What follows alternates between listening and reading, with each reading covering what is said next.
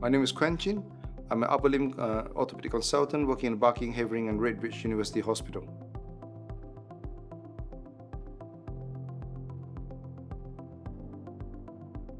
My indication for an augmented cuff repair is that there is a massive cuff tear, but it must be repairable. I often use a pitch patch when I look at a pre-op MRI scans where the tendon looks very tendinopathic. There's increased signal in the T2 sequences. And intraoperatively, I feel that there were tendons that was delaminated, degenerate, and the mechanical strength is not very good when I try to put a traction sutures on.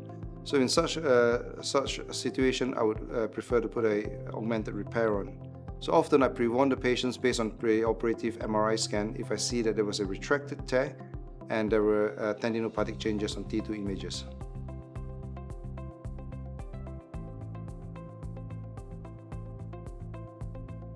I feel that the strength of a pitch patch is such that it is readily available on the shelf. It can be used anytime.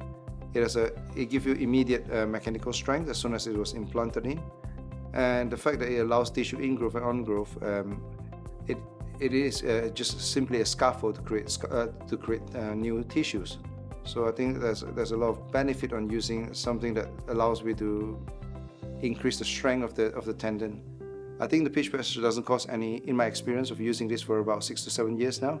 I have no foreign body reaction to the pitch patch.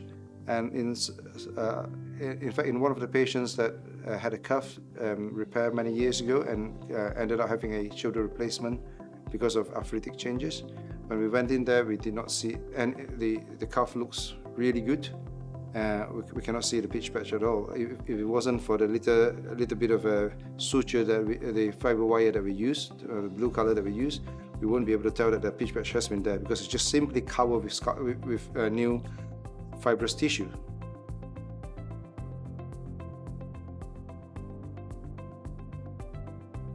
There are some advantages of pitch patch over other available augmentations, but they are different category. So the other augmentation that's available to me, for me, is dermal allograft. Dermal allograft is a donated graft, so often where I practice, patients prefer not to have an allograft. In addition, I think, as we said before, the pitch patch does give initial mechanical strength, and and there's no worry about reabsorption or graft disappearance. And in my experience of using it and going back to see some of my patients, I knew that this graft will allow a new tendon on growth and regrowth, so it will give me confidence that it will be there for a long time.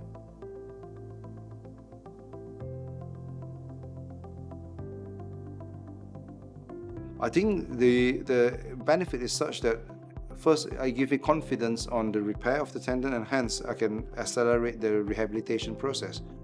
Often at the end of the operation, I would take the arm throughout passive range of motions, and I can see that the cuff repair is very stable, and hence I have the confidence to start mobilizing them early on week 3. So I would typically start a active assisted range of motions below shoulder height at week 3 because of the use of the patch.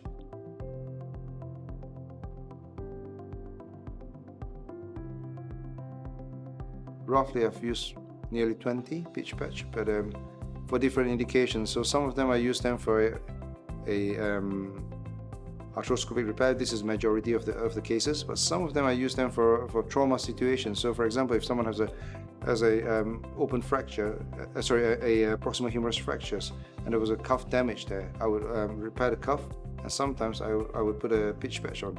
So, in my experience of using all of this, I had not had one that had come back, failed, or needing a revision to remove the cuff, but this is only based on a very short period of practice.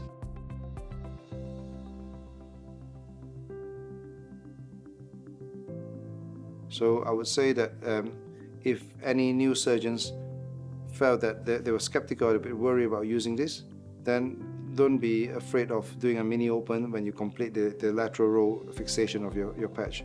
See the results that has been published by Jan Lloyd Zinger before, and there was amazing results from him.